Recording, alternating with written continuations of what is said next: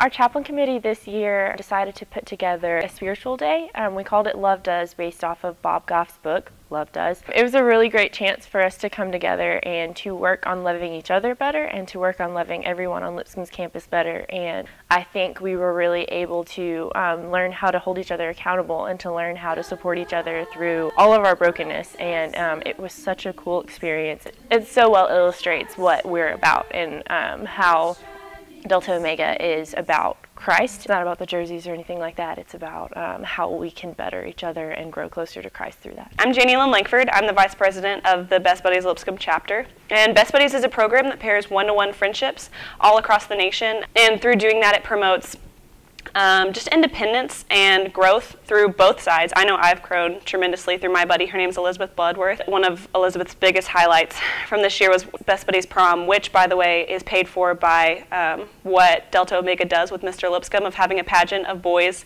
that compete against each other, and it's a really, really fun event. But because the money that comes from that, our Best Buddies chapter is able to go to prom, which I know Elizabeth talked about that every single day for 365 days leading up to it, and now that it's over, she is talking about next year already. Rett syndrome is a disease that affects 1 in 10,000 girls worldwide. This year, I got to work with a girl named Blakely, and she's absolutely incredible. She was diagnosed with Rett about 15 months old, but the fun part about this is that Delta Omega was able to partake in raising money for Rett, and we got to have an entire party for Blakely during the month of October, which is Rett Awareness Month.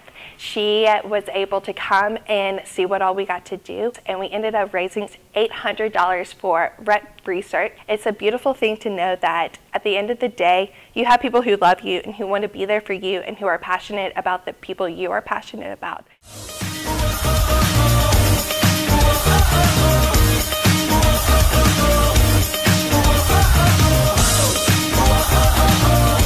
So Kimberly and I pledged together as freshmen, and it's been really awesome to look back this year and see how the club has changed and adapted, and how this year has been absolutely by far the best. Yeah, I think specifically this year we've seen girls use their gifts in DO and also across campus in SAB, SGA, leading breakout chapels, being peer mentors in the Ideal program, being on the Quest team, mentoring freshmen, and all different kinds of things. We do service at Rocketown, we do service at YS, and that's because we have relationships there through alumni and through members that are still active in the club.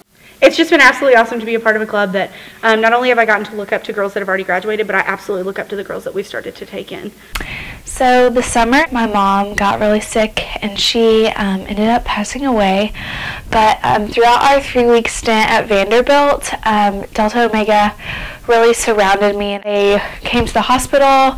My big was there almost every day. Our president and vice president were there and there to pray over my family and my mom.